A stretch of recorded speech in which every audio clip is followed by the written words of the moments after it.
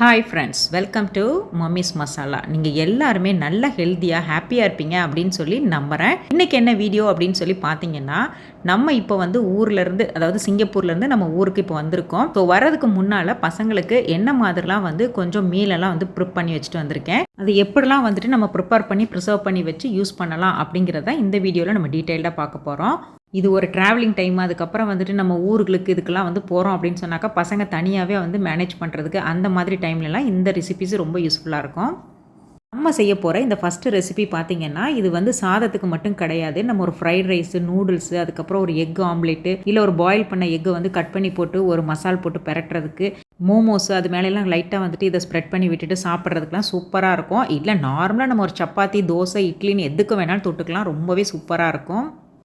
முதல்ல நல்லா நயம் பூண்டா ஒரு 1/2 கப் அளவுக்கு மெஷர் பண்ணி எடுத்துக்கிட்டேன். அதை பார்த்திங்கன்னா நல்லா ஃபைனாக சாப் பண்ணி எடுத்துக்கணும். சாப்பரில் போட்டாலே நல்லா ஃபைனாக சாப் ஆகிடும். அதை விடவே இன்னும் ஃபைனாக சாப் பண்ணோம் அப்படின்னு சொன்னாக்க அந்த ஃப்ளேவர் அந்த ஆயிலில் நல்லா இன்ஃப்யூஸ் ஆகி நல்லா ஃப்ளேவர் சூப்பராக இருக்கும். ஸோ அதுக்காக வேண்டி நல்லா ஃபைனாக சாப் பண்ணி எடுத்துக்கிட்டேன். அதுக்கப்புறம் வெங்காயம் பெரிய வெங்காயம் தான். மீடியம் சைஸில் உள்ள கொஞ்சம் பெரிய வெங்காயமாக பார்த்து எடுத்துக்கிட்டு அதையுமே நல்லா பொடுசாக இதே மாதிரி நல்லா ஃபைனாக சாப் பண்ணி எடுத்தாச்சு.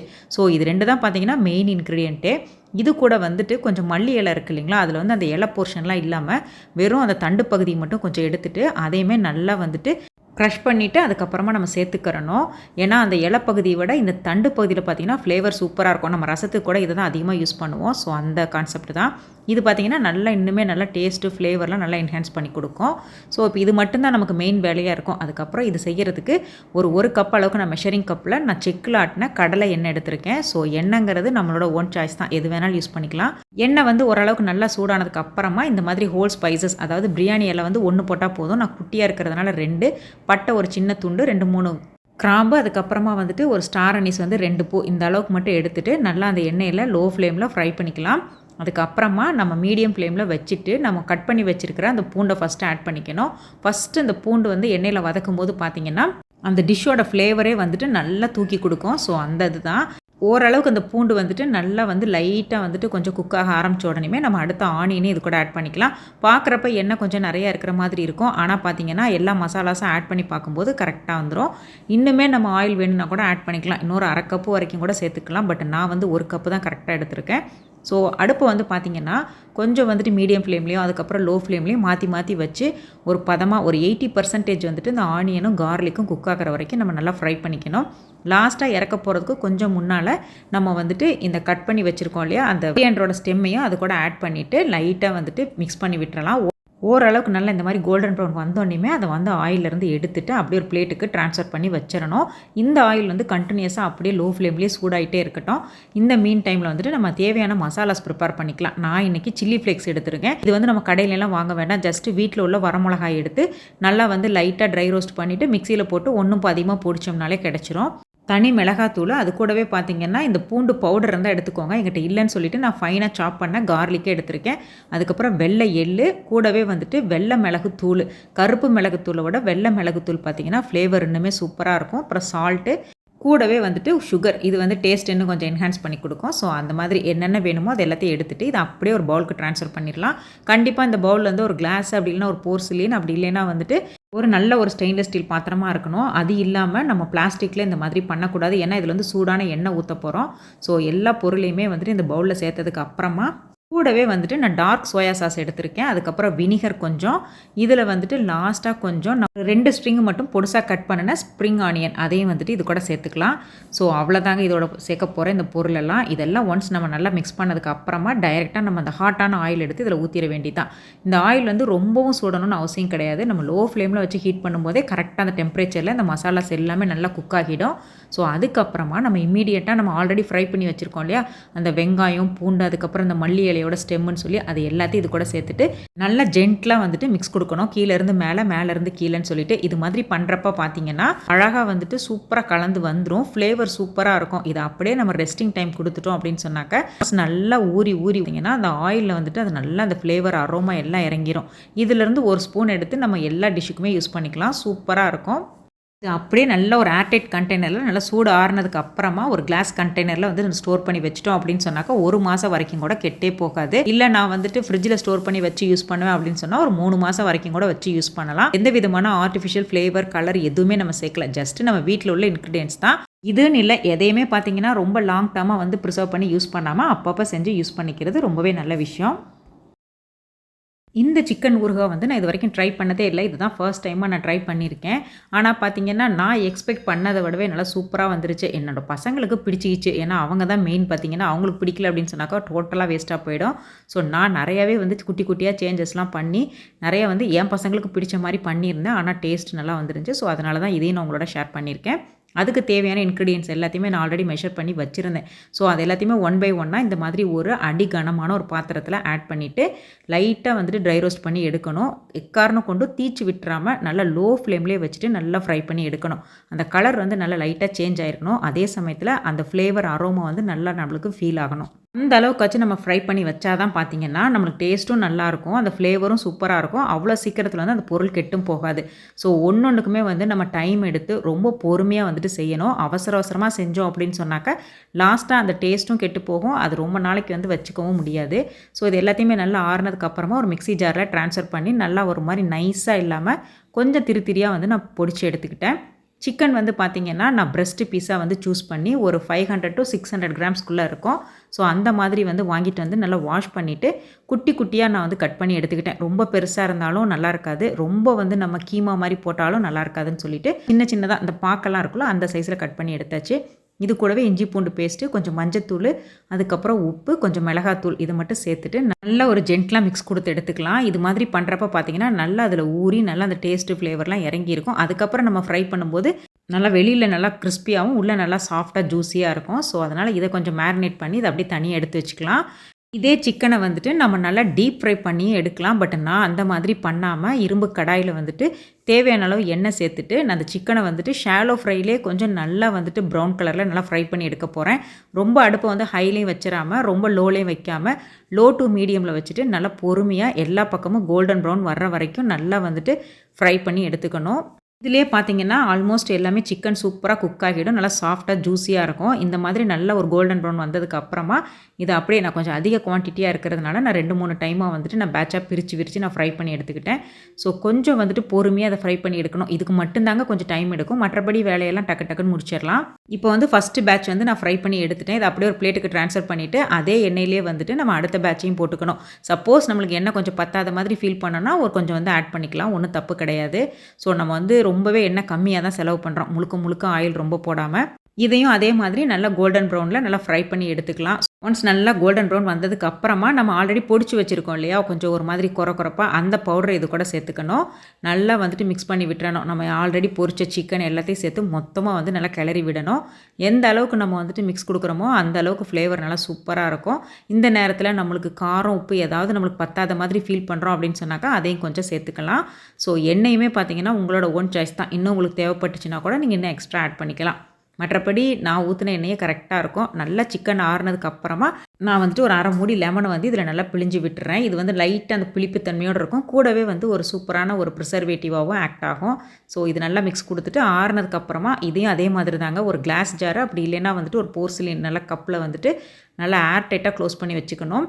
கொஞ்சம் நேரம் கழித்து பார்த்தீங்கன்னா அந்த சிக்கன்லேருந்து கொஞ்சம் கொஞ்சமாக அந்த எண்ணெயெல்லாம் ரிலீஸ் ஆகும். ரொம்ப ட்ரையாகவும் செஞ்சிடாமல் ரொம்பவும் எண்ணெய் நிறையா விட்டுறாமல் கொஞ்சம் பதமாக நான் செஞ்சு எடுத்திருக்கேன். ஸோ ஆயில் வந்து உங்களை பொறுத்த தான், கூட குறைய நீங்கள் ஆட் பண்ணிக்கலாம். இவ்வளோதான் சூப்பரான சிக்கன் பிக்கிள் வந்து ரெடி ஆகிடுச்சு. அடிக்கிற அந்த வெயிலுக்கு நல்லா ஜில்லுன்னு கூலாக ஏதாவது ஃப்ரெஷ் ஜூஸ் வந்து வீட்டில் பண்ணி வச்சுட்டு வந்தோம் அப்படின்னு சொன்னாக்கா பசங்க ஸ்கூல்லேருந்து வந்தோன்னே எடுத்து சாப்பிட்றதுக்கு நல்லா வசதியாக இருக்கும். நம்ம ஊருக்கு போயிட்டோம் அப்படின்னு சொன்னாக்கா பழங்கள் வந்து பெருசாக பசங்க எடுத்துக்க மாட்டாங்க. மேக்ஸிமம் இந்த பனானா, அதுக்கப்புறம் அந்த கொய்யாப்பழம், ஆப்பிள் இந்த மாதிரி தான் சாப்பிடுவாங்க. ஸோ ஜூஸ் ஐட்டமாக ஏதாவது சாப்பிட கொடுத்தா நல்லாயிருக்கும். பசங்களே வந்து எடுத்து சாப்பிட்ற மாதிரி நான் கொஞ்சம் ஸ்ட்ராபெரிஸு, கிரேப்ஸ், அதுக்கப்புறம் மாதுளம்பழம் இதெல்லாம் வாங்கிட்டு வந்திருந்தேன். இதை வந்து நல்லா வந்துட்டு எப்பவும் போல் நல்லா க்ளீனாக வந்துட்டு ப்ராப்பராக க்ளீன் பண்ணி எடுத்துட்டு அதுக்கப்புறம் இதில் தனித்தனியாக நான் சாறு எடுத்துக்கிட்டேன். ஸ்ட்ராபெரியில் மட்டும் ஃபில்டர் பண்ணலை, அதை அப்படியே நான் வந்துட்டு பல்ப்போடே ஆட் பண்ணிக்கிட்டேன். பட் மாதுளம்பழமும் அதுக்கப்புறம் கிரேப்ஸும் பார்த்தீங்கன்னா நான் வந்துட்டு நல்லா ஃபில்டர் பண்ணி எடுத்துக்கிட்டேன். இது எல்லாத்தையுமே நம்ம வீடுகளில் யூஸ் பண்ணுற அந்த ஐஸ் ட்ரேயில் கொஞ்சம் கொஞ்சமாக க்யூப் மாதிரி நம்ம ஆட் பண்ணிக்கலாம். முக்கியமாக பார்த்தீங்கன்னா நான் சுத்தமாக ஒரு ட்ராப் கூட நான் வாட்டர் எதுவுமே சேர்க்கல. ஃபுல் அண்ட் ஃபுல் வந்துட்டு நான் அந்த ஃப்ரூட்ஸோட அந்த எக்ஸ்ட்ராக்டை தான் அப்படியே ஜூஸாக எடுத்திருக்கேன். ஸோ அதிலே வந்துட்டு கொஞ்சமாக வந்து நான் சப்ஜா சீட்ஸ் வந்து ஆட் பண்ணிக்கிட்டேன்.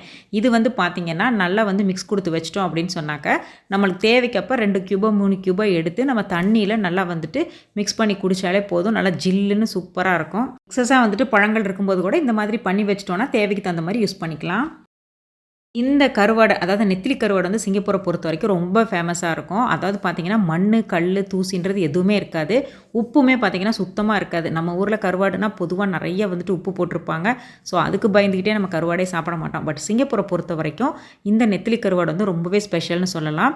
டேஸ்ட்டும் சூப்பராக இருக்கும், சைஸ் வாரியாக கிடைக்கும், அதே மாதிரி ரொம்ப சுத்தமாக இருக்கும். கொஞ்சம் கூட வந்துட்டு அந்த மண், அதுக்கப்புறம் தூசி இதெல்லாம் எதுவுமே இருக்காது. லைட்டாக கொஞ்சம் கொஞ்சம் வந்துட்டு இருந்தால் கூட அதை நம்ம க்ளீன் பண்ணி எடுத்துக்கலாம். கொஞ்சம் பெரிய சைஸாக இருந்துச்சு அப்படின்னு சொன்னாக்கா சென்டரில் ஒரு கட்டு கொடுத்து ஹாஃபாக வந்து காய வச்சு வச்சுருப்பாங்க. ஸோ அது இன்னுமே பார்த்திங்கன்னா சீக்கிரமாக வந்துட்டு ஃப்ரை பண்ணுறதுக்கு நல்லா டேஸ்ட்டாகவும் சூப்பராக இருக்கும். ஸோ நான் இன்றைக்கி ஒரு மெடிக்கல் ஷாப்லேருந்து தான் வாங்கிட்டு வந்திருந்தேன். மார்க்கெட்டில் எனக்கு அந்தளவுக்கு வந்துட்டு குவாலிட்டி எனக்கு பிடிச்ச மாதிரி கிடைக்கல. ஸோ அதனால் நான் மெடிக்கல் ஷாப்லேயே இப்போலாம் பர்ச்சேஸ் பண்ணிக்கிறது. ஸோ இது நல்லா வந்துட்டு ஒரு 2 to 3 டைம்ஸ் ஆச்சு நல்லா வாஷ் பண்ணிக்கணும். ரன்னிங் வாட்டரில் இந்த மாதிரி கொஞ்சம் வந்துட்டு லைட்டாக அழுத்தம் கொடுத்து பிணைஞ்சிக்கணும். ஸோ இதிலே பார்த்திங்கன்னா நிறையா வந்துட்டு அந்த சின்னதாக அது மேலே ஒட்டி இருக்கிறதெல்லாம் போயிடும். அதுக்கப்புறமா நம்ம வந்து க்ளீன் பண்ணிவிட்டு மேலாப்பில் மட்டும் கருவாடு எடுக்கணும். தண்ணியை வடிச்சிட்டு எடுத்தோம்னா அடியில் வந்து அந்த வேஸ்ட்டோடு சேர்ந்து வந்துடும். ஸோ லைட்டாக அந்த மேலோட்டமாக வந்து கருவாடை மட்டும் வந்து கொஞ்சம் கொஞ்சமாக கையில் எடுத்து இந்த மாதிரி எடுத்துட்டோம் அப்படின்னு சொன்னாக்க தேவையில்லாத பொருளெல்லாம் அந்த தண்ணியிலே அடியில் தங்கிரும். நம்ம கருவாடை மட்டும் அழகாக க்ளீன் பண்ணி எடுத்துக்கலாம். கருவாடு ஒன்று மட்டும் இந்த மாதிரி ப்ராப்பராக க்ளீன் பண்ணி எடுத்துக்கணும். அப்போ தான் பார்த்திங்கன்னா அந்த தேவையில்லாத ஸ்மெல் அதெல்லாம் எதுவுமே இருக்காது.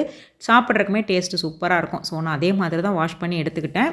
இதில் வந்து நம்ம அதிகமாக பெரிய அளவில் ஸ்பைசஸ் எல்லாம் சேர்க்கணும்னு அவசியம் கிடையாது. காரத்துக்கு ப்ளைன் சில்லி தூள், அதுக்கப்புறமா வந்துட்டு மல்லித்தூள் கொஞ்சம் ஆட் பண்ணிக்கலாம். கூடவே வந்துட்டு கார்ன்ஃப்ளவர், ரைஸ் ஃப்ளவர், கொஞ்சம் சால்ட்டு, இஞ்சி பூண்டு பேஸ்ட்டு, இது மட்டும் நம்ம எவ்வளோ வந்துட்டு நம்ம எடுத்துக்கிறோமோ அந்த கருவாடோட அளவு அதுக்கு தகுந்த மாதிரி இதை வந்து ஆட் பண்ணிக்கணும். ஸோ இது வந்து நல்ல ஒரு ஜென்டலாக மிக்ஸ் கொடுத்துக்கலாம். இது வந்து சாம்பார் சாதம், ரசம் சாதம், இல்லை நார்மலாக ஒரு கர்ட் ரைஸு எது கூட வேணாலும் தொட்டு சாப்பிட சூப்பராக இருக்கும். வெறும் ஒயிட் ரைஸ் கூட அந்த கருவாடை வச்சு சாப்பிட்டுக்கலாம். இது வந்து அவ்வளோ சீக்கிரம் வீணாக போகாது. நல்ல ஒரு ஏர்டைட் கண்டெய்னரில் ஸ்டோர் பண்ணி வச்சிட்டோம்னா தேவைக்கு தகுந்த மாதிரி யூஸ் பண்ணிக்கலாம். இதுக்கும் பார்த்திங்கன்னா ஆயிலை நல்லா சூடு பண்ணிவிட்டு லோ டு மீடியம் ஃப்ளேமில் கொஞ்சம் கொஞ்சமாக ஃப்ரை பண்ணி எடுக்கணும். இது ஆல்ரெடி வந்துட்டு தனித்தனியாக, அதாவது சென்டரில் கட் பண்ணதுனால பார்த்தீங்கன்னா அரை கருவாடாக தான் இருந்துச்சு. ஸோ பெரிய சைஸாக இருந்தால் கூட சீக்கிரமாகவே வந்து ஃப்ரை ஆகி கிடச்சிடுச்சு. இது ரொம்ப டீப் ஃப்ரை பண்ணிட்டாலும் ரொம்ப வந்துட்டு வாயெல்லாம் குத்துற மாதிரி ஆயிரும். ஓரளவுக்கு பதமான கன்சிஸ்டன்சியில் கரெக்டாக எடுத்துக்கணும். பக்கத்தில் நல்லா அந்த அரிசி மாவும் கார்ன்ஃப்ளவர் மாவும் கோட் ஆகி ஒரு மாதிரி கிறிஸ்பியாக இருக்கும். உள்ளே வந்து பார்த்திங்கன்னா நல்லா ஜூஸியாக சாஃப்டாக இருக்கும். ஸோ அந்த மாதிரி எடுத்துக்கலாம். இதில் வந்து கொஞ்சம் கருவேப்பிலை வேணாலும் தேவைப்பட்டால் அதையும் போட்டு வறுத்து எடுத்துக்கலாம். அது இன்னுமே நல்லா கொஞ்சம் ஃப்ளேவர் கொடுக்கும். ஸோ இது எல்லாத்தையுமே அப்படியே வந்து ஃபில்டர் பண்ணி எடுத்துகிட்டு ஒரு டிஷ்யூ பேப்பரில் போட்டு நல்லா அந்த எண்ணெயெல்லாம் அப்சர்வ் பண்ண விட்டுறலாம். அதுக்கப்புறம் நம்ம எப்பவும் போல் எடுத்து ஸ்டோர் பண்ணிக்கலாம். இப்போ பாருங்களேன் எவ்வளோ சூப்பராக அழகாக வந்துட்டு கிறிஸ்பியாக நம்ம வறுத்து எடுத்துட்டோம். இந்த ஒரு கருவாடை தவிர வேறு எதையுமே பசங்க சாப்பிட மாட்டாங்க. ஸோ மோஸ்ட்லி பார்த்திங்கன்னா இதை வந்து எப்போவாச்சும் நம்ம ஃப்ரை பண்ணி கொடுக்கணும்னு ஃபீல் பண்ணோன்னா இந்த மாதிரி நான் நெத்திலி கருவாடை வறுத்து கொடுத்துருவேன். இதில் நம்ம அந்த வெங்காயம் தக்காளி கிரேவி மாதிரி பண்ணிவிட்டு அதில் இந்த வறுத்த கருவாடை போட்டு நம்ம கொடுத்தாலும் அதுவும் சூப்பராக இருக்கும். ஸோ இந்த மாதிரி ப்ளெயினாக நம்ம செஞ்சு சாப்பிட்டாலும் சூப்பராக இருக்கும். இதையுமே பார்த்திங்கன்னா நான் ஒரு ஏர்டைட்டான ஒரு ஸ்டெயின்லெஸ் ஸ்டீல் சம்பளத்தில் நல்லா வந்துட்டு க்ளோஸ் பண்ணி வச்சுக்கலாம். ஸோ தேவைக்கு தகுந்த மாதிரி அப்பப்போ எடுத்து யூஸ் பண்ணிக்கலாம். வந்து எக்காரணம் கொண்டும் நம்ம கை வந்து ஈரமாக இருக்கும்போது கை எதுவும் விட்டுறக்கூடாது. அதே மாதிரி ஓப்பன்லேயும் விட்டுறக்கூடாது. இதுலேயே ஸ்டோர் பண்ணனாலும் பண்ணிக்கலாம், இல்லை அவுட் சைடில் வச்சாலே அது பாட்டுக்கு தாராளமாக நல்லாயிருக்கும். ஏதாவது ஒரு ஸ்வீட் பண்ணணும், அது கொஞ்சம் ஹெல்த்தியாக பண்ணணும் அப்படின்னு சொல்லிட்டு நான் அந்த கருப்புளுந்து லட்டு தாங்க பண்ணி கொடுத்துருந்தேன். ஸோ இது ஆல்ரெடி நம்ம ஊர்லேயே மாவெல்லாம் அரைச்சிட்டு வந்திருந்தோம். கருப்புளுந்து, அதுக்கப்புறம் கருப்பு கவனி அரிசி இதெல்லாம் சேர்த்து வச்சு இந்த ஒரே மாவில் தான் பார்த்தீங்கன்னா களியும் நம்ம கிண்டி இருந்தோம். அதுக்கப்புறம் கஞ்சியும் செய்யலாம். அதுக்கப்புறம் இந்த மாதிரி சத்து உருண்டைகளை மேக் பண்ண முடியும். ஸோ அந்த மாதிரி தான் இதில் வந்து இன்னும் கொஞ்சம் நம்ம நெய், கேஷ்யூஸ்லாம் போட்டு நம்ம உருண்டைகளாக பிடிக்க போகிறோம். சூப்பராக இருக்கும். டெய்லி 1-2 பசங்களுக்கு வளர்கிற குழந்தைங்களுக்கு கொடுத்தோம் அப்படின்னு சொன்னாக்க எலும்பு மூட்டு தேய்மானங்கிறது அவங்க லைஃப் ஃபுல்லாக வராது. 90 வயசு ஆனாலும் குச்சி இல்லாமல் நடக்கலாம். அந்த அளவுக்கு இடுப்புக்கு, முதுகெலும்புக்கு, பிசிஓடின்னு சொல்லி எல்லா ப்ராப்ளம்க்குமே இது ஒரே சொல்யூஷனாக இருக்கும். இந்த கருப்பு உளுந்து லட்டோட டீட்டெயில் ரெசிபி வீடியோ வந்து நம்ம ஆல்ரெடி ஷார்ட்ஸில் ஷேர் பண்ணியிருக்கோம். அதோட லிங்க்குமே நான் டிஸ்கிரிப்ஷன் பாக்ஸில் கொடுக்குறேன். உங்களுக்கு யாருக்காச்சும் தேவைப்பட்டுச்சுன்னா செக் பண்ணி பார்த்துக்கோங்க. நான் வந்து பசங்களுக்கும் கொஞ்சம் செஞ்சுட்டு அப்படியே ஊருக்கும் கொஞ்சம் எடுத்துகிட்டு போகிறதுக்காக தனியாக பேக் பண்ணி எடுத்து வச்சுட்டேன். ரொம்பவே சூப்பராக இருக்கும். கருப்பட்டி சேர்த்து செஞ்சுருக்கோம். இந்த பாதாம் ஸ்ப்ரெட்டு மட்டும் பார்த்தீங்கன்னா, எங்க வீட்ல வருஷம் ஃபுல்லுக்கு செஞ்சு குடுத்தாலும் சாப்பிடுவாங்க. ரொம்ப ரொம்ப பிடிக்கும். அவங்க எது வேணும் வேணான்னு சொன்னாங்களோ இல்லையோ, இது கண்டிப்பா செஞ்சு வச்சுட்டு போயிருங்கம்மான்னு என்கிட்ட சொன்ன விஷயம். ரொம்ப ஹெல்த்தியான ஒரு டிஷ்ஷு. ரொம்ப சூப்பரா இருக்கும். டேஸ்ட் அட்டகாசமா இருக்கும். ஒன்ஸ் ட்ரை பண்ணிட்டீங்கன்னா, அதுக்கப்புறம் அடிக்கடி செய்வீங்க. ஸோ நான் அதுக்கு தேவையான அளவு பாதாம், அதுக்கப்புறம் வந்துட்டு நல்ல ஒரு குவாலிட்டியான பேரிச்சம்பழமும் எடுத்துருக்கிறேன். அதில சீட்ஸ் இருந்துச்சுன்னா ரிமூவ் பண்ணிவிட்டு மெஷர் பண்ணிக்கோங்க. 1 கப்பு பாதாம் எடுத்தோம் அப்படின்னு சொன்னாக்கா, அதே கப்பில் 1 கப் அளவுக்கு நம்ம நல்ல ஒரு குவாலிட்டியான பேரிச்சம்பழமும் மெஷர் பண்ணி எடுத்துக்கலாம். நான் அந்த 1 கப்பு பாதாம உரிக்க ஈஸியாக இருக்கட்டும்னு சொல்லிட்டு ஒரு 10 நிமிஷம் சுடுதண்ணியில் ஊற வச்சுட்டு நல்லா உரிச்சு எடுத்துட்டு, இந்த மாதிரி ஒரு மிக்ஸி ஜாரில் நல்லா வந்துட்டு பொடிச்சு எடுத்துக்கிட்டேன். அது கூடவே டேட்ஸையும் சேர்த்துட்டு நல்லா ஃபைன் பேஸ்ட்டாக அரைச்சி எடுக்கணும். இதை அரைக்கும்போது பார்த்தீங்கன்னா, கொஞ்சம் வந்து ஸ்ட்ரக் ஆகிற மாதிரி இருக்கும். நான் அதுக்கப்புறம் தான் கொஞ்சம் பெரிய ஜாரில் மாற்றிட்டு அதுக்கப்புறம் நல்லா வந்துட்டு ஒரு ஃபைன் பவுடராக வந்து பொடிச்சு எடுத்துக்கலாம். 2 சேர்ந்து ஒரு மாதிரி பேஸ்ட் கன்சிஸ்டன்சியில் கிடைக்கும். ஆனால் வந்து சரியாக அரைப்பட்டிருக்காது. இந்த டைமில் நம்ம அரை கப்பாக 2 டைமுக்கு வெதுவெதுப்பான சுடுதண்ணி சேர்த்துட்டு நல்லா ஒரு ஃபைன் பேஸ்ட்டாக அரைச்சி எடுத்துக்கலாம். ஒன்ஸ் இந்த அளவுக்கு நல்லா அரைச்சதுக்கு அப்புறமா பார்த்தீங்கன்னா, இந்த மாதிரி ஒரு கன்சிஸ்டன்சியில் ஒரு பேஸ்ட் கிடைக்கும். இது கூடவே பட்டர் வந்து ஒரு 3லேருந்து 4 டேபிள் ஸ்பூன் வரைக்கும் ஆட் பண்ணிக்கலாம். 3 டேபிள் ஸ்பூன் வந்து கொக்கோ பவுடர், 3 டேபிள் ஸ்பூன் வரைக்கும் ப்ரௌன் சுகர் ஆட் பண்ணியிருக்கேன். இதையும் சேர்த்துட்டு நல்லா ஃபைன் பேஸ்ட்டாக அரைச்சி எடுத்துக்கணும். பாருங்களேன், கன்சிஸ்டன்சி இந்த அளவுக்கு கரெக்டாக இருக்கணும். லாஸ்ட்டாக வந்துட்டு ஃபியூ ட்ராப்ஸ் வந்துட்டு வெனிலா எசன்ஸே ஆட் பண்ணி நல்லா மிக்ஸ் கொடுத்துக்கலாம். கொஞ்சம் கூட நம்ம தண்ணி வந்து ஆட் பண்ணக்கூடாது. நம்ம ஃபஸ்ட்டு சேர்த்து அரைச்சா அந்த 1 கப்பு ஹாட் வாட்டரே வந்து போதுமானதாக இருக்கும். இன்கேஸ் ரொம்ப டைட்டாக இருக்குன்னு ஃபீல் பண்ணிங்கன்னா ஸ்பூன் கணக்கில் சின்ன ஒரு டீஸ்பூன் கணக்கில் 1ஓ 2ஓ நம்ம எக்ஸ்ட்ரா ஆட் பண்ணிக்கலாம். கொஞ்சம் கூட கைப்படாமல் இந்த மாதிரி ஒரு ஏர்டைட் கண்ணாடி பாட்டிலில் போட்டு நம்ம ஸ்டோர் பண்ணி வச்சிட்டோம் அப்படின்னு சொன்னாக்கா சூப்பராக வந்துட்டு பசங்க வச்சு சாப்பிட்டுக்குவாங்க. கூடவே பசங்களுக்கு இந்த மான்மார்க் கப்பெலாம் ரொம்ப பிடிக்கும். ஸோ அந்த ஒரு பிராண்டு தான் விரும்பி சாப்பிடுவாங்கன்னு சொல்லிட்டு, அதுவும் பார்த்திங்கன்னா உப்பெல்லாம் கம்மியாக இருக்கும்.